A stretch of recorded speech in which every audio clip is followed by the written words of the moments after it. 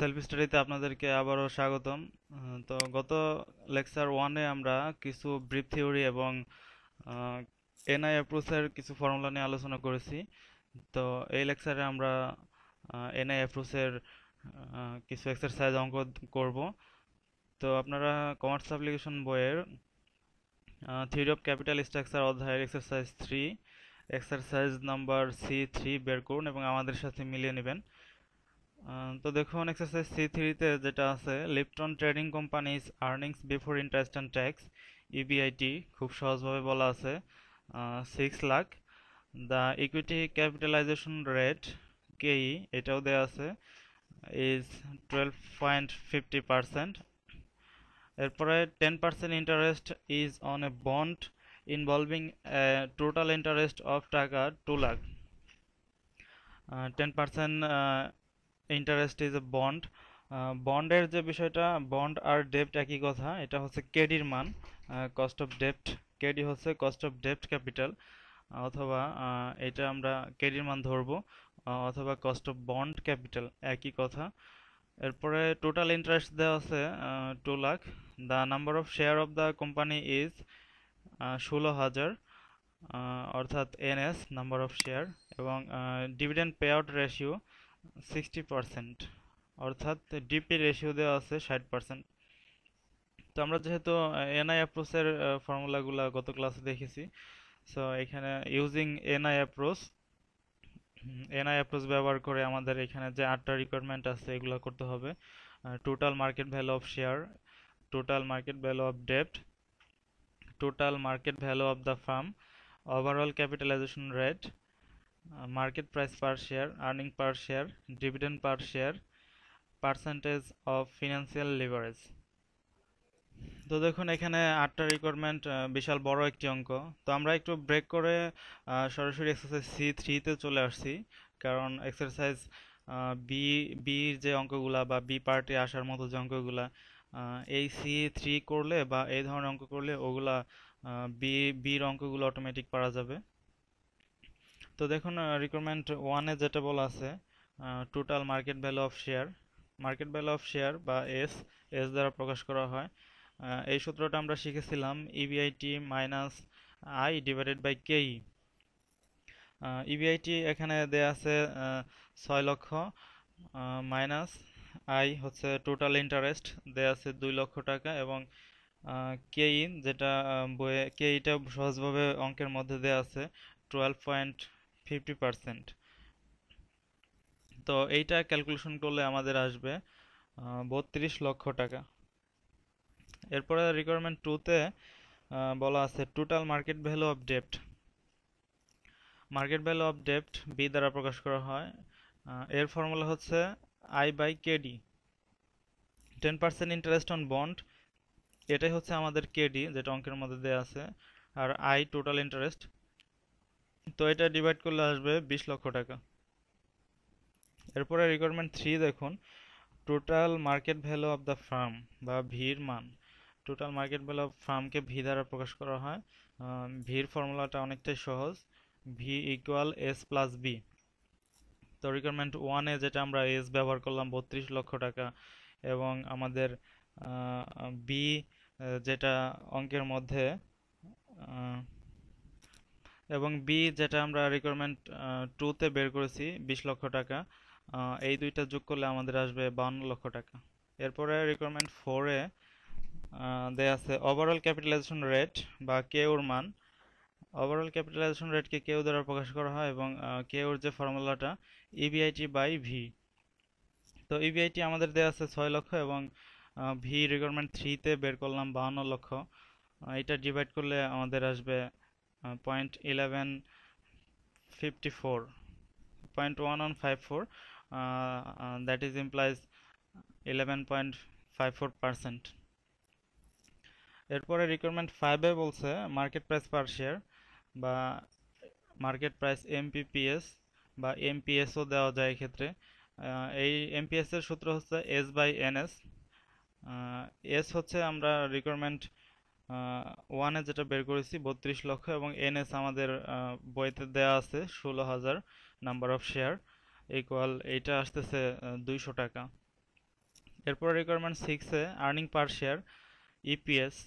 EPS এর ফর্মুলাটা হচ্ছে EBIT minus I divided by NS. তো ইবিআইটি আমাদের বইয়ে দেওয়া আছে, আয়ের মান দেওয়া আছে, এনএস এখানকার তিনটা মানই দেওয়া আছে, তো এটা ক্যালকুলেশন করলে আমাদের আসবে 25 টাকা। এরপর রিকোয়ারমেন্ট 7 এ ডিভিডেন্ড পার শেয়ার বা ডিপিএস। ডিপিএস এর সহজ formula EPS into DP ratio. EPS আমরা রিকোয়ারমেন্ট 6 এ বের করলাম 25 টাকা এবং ডিপি রেশিও আমাদের দেওয়া আছে 60%, তো এটা গুণ করলে আমাদের আসবে 15 টাকা। এরপর রিকোয়ারমেন্ট 8 এ percentage of financial leverage. Financial লিভারেজের ফর্মুলাটা হচ্ছে B by V into 100। B by V into 100, B আমাদের রিকোয়ারমেন্ট 2 তে বের করেছি মার্কেট ভ্যালু অফ ডেপ্ট 20 লক্ষ, এবং ভি আমরা রিকোয়ারমেন্ট 3 তে বের করছি ভ্যালু অফ দ্য ফার্ম 52 লক্ষ টাকা ইন্টু 100। তো এইটা ক্যালকুলেশন করলে আমাদের আসবে 38.46%। তো এখানে যদি if wanted percentage then it will be percent, or if wanted time then it will be time। অর্থাৎ এখানে পার্সেন্টেজ অফ ফিনান্সিয়াল লিভারেজের জন্য এখানে আমরা পার্সেন্ট ব্যবহার করলাম, বাট এটা যদি পার্সেন্টেজ না বলতো তাহলে আমরা সেক্ষেত্রে টাইম ব্যবহার করতাম। এরপরে দেখুন এক্সারসাইজ B4, এটাও এনআই অ্যাপ্রোচের একটি অঙ্ক। Air companies expected earnings before interest and taxes অথবা ইবিআইটি is টাকা 3,50,000. The company has টাকা 7,50,000 ডেপ্ট ক্যাপিটাল। অর্থাৎ এখানে ইবিআইটি দেওয়া আছে 3.5 লক্ষ এবং কোম্পানির ডেপ্ট দেওয়া আছে। এখানে কোম্পানির ডেপ্ট বা মার্কেট ভ্যালু অফ বন্ড একই কথা, এটা দেওয়া আছে 7,50,000 টাকা। এখানে ইন্টারেস্ট বা আয়ের মান দেওয়া আছে 10%, অ্যান্ড ক্যাপিটালাইজেশন রেট বা কে এর মান দেওয়া আছে 20%। তো এটা ইউজিং দ্য এনআই অ্যাপ্রোচ এখানে আমাদের যে রিকোয়ারমেন্টগুলো করতে হবে, total market value of the farm V, overall cost of capital কেউ, এরপরে degree of financial leverage DFL. তো দেখুন অঙ্কটা আমরা একটা শখের মধ্যে একটু ওয়ার্কিংস করে একসাথে করে ফেলবো। তো এখানে earning before interest and tax দেওয়া আছে 3,50,000, যেটা আমাদের বইয়ে ইনফরমেশন দেওয়া আছে, এবং এর থেকে যদি আমরা ইন্টারেস্ট লেস করি সেক্ষেত্রে আমাদের হবে ইবিটি। ইবিটি বা নেট ইনকাম একই কথা। তো দেখুন ইন্টারেস্ট এক্সপেন্সটা আমরা এক্ষেত্রে লেস করব। আমাদের এখানে যে ডেপ্টটা দেওয়া আছে ডেপ্ট ক্যাপিটাল বা বন্ড দেওয়া আছে 7.5 লক্ষ টাকা এবং ইন্টারেস্ট রেট দেওয়া আছে 10%। তো 7.5 লক্ষ 10% আমাদের আসবে 75,000। তো এটা লেস করার পরে আমাদের এখানে থাকবে নেট ইনকাম 2,75,000। এরপরে আমাদের কস্ট অফ ইকুইটি ক্যাপিটাল 20% দেওয়া আছে।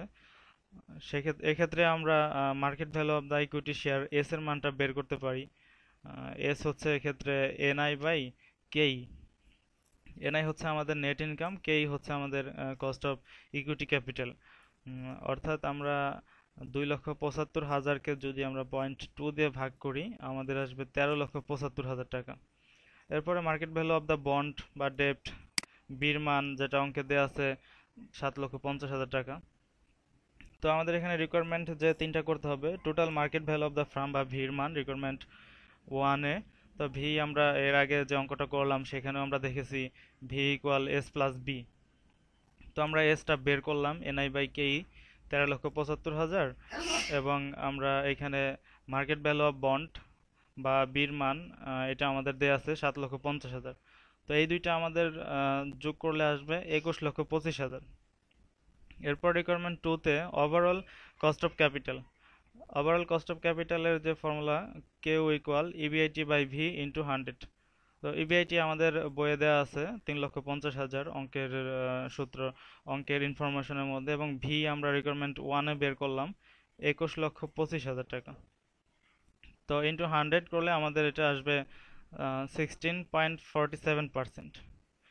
এরপরে রিকোয়ারমেন্ট 3-তে যেটা চেয়েছে ডিগ্রি অফ ফিনান্সিয়াল লিভারেজ অথবা ডিএফএল। ডিএফএল এর ফর্মুলা আমরা জানি বি বাই ভি। তো বি আমাদের 7,50,000 কোম্পানির যেটা ডেপ্ট ক্যাপিটাল, এবং ভির মান হচ্ছে আমরা রিকোয়ারমেন্ট ওয়ানে বের করছি ভ্যালু অফ দ্য ফার্ম 21,25,000।